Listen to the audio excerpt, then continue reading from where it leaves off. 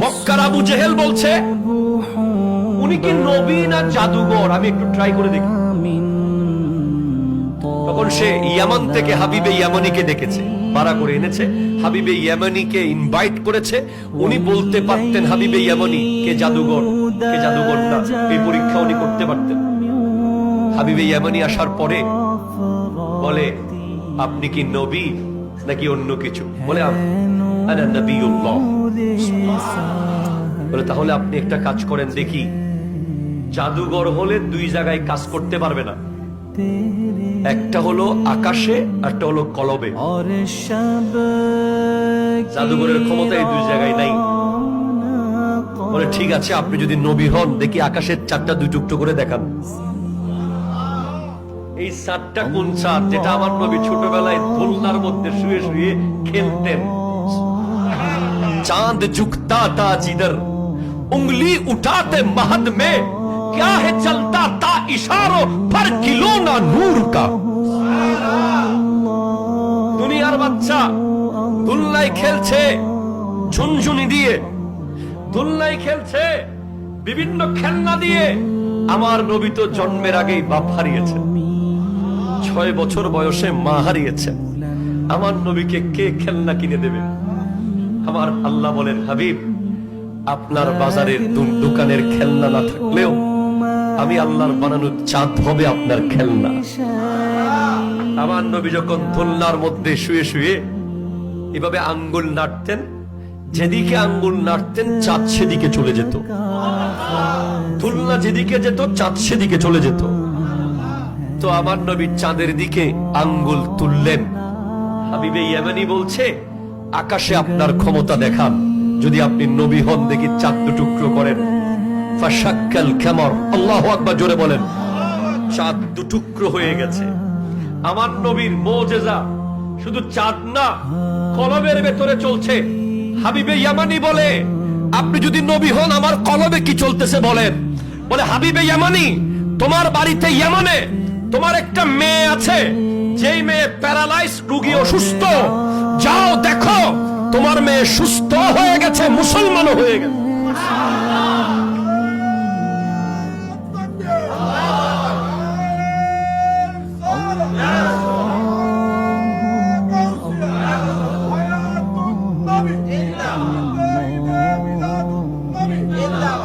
একটু চিৎকার দিয়ে বলেন না সুবহানাল্লাহ। হাবিবে ইয়ামানি আবু জেহেলকে বলে কথা পরে কমু, আগে যাই। যেই মেয়ে বিছানা থেকে উঠতে পারে না সেই মেয়ে কেমনে সুস্থ হইল দেখি। যায়া দেখে দরজায় যখন নক করেছে ওই প্যারালাইজ মেয়ে এসে দরজার খিল খুলে দিছে। বলে বাবা ঘরে পরে ঢুকেন, আগে কালিমা পড়েন, লা ইলাহা ইল্লাল্লাহু মুহাম্মাদুর রাসূলুল্লাহ সাল্লাল্লাহু আলাইহি ওয়াসাল্লাম। বলে মা তোমাকে এই কালিমা কে শিখালো? বলে একটু আগে একটা নুরানি চেহারাওয়ালা জাত এসে আমাকে দোয়া করে সুস্থ করে দিয়েছে, মুসলমানও বানিয়ে দিয়েছে।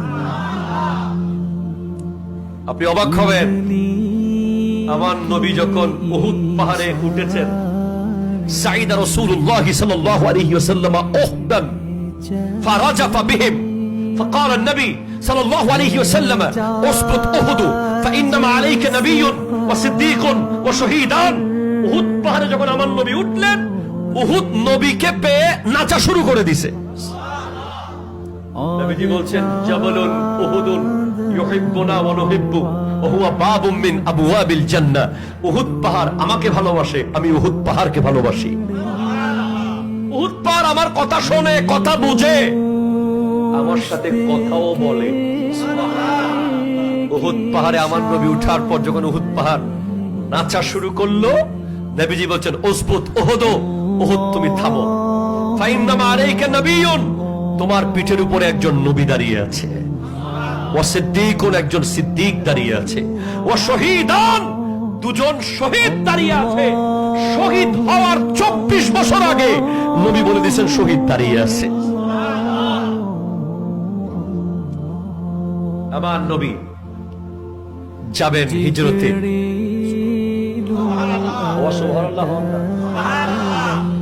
উম্মে মাবাদের ছাগল,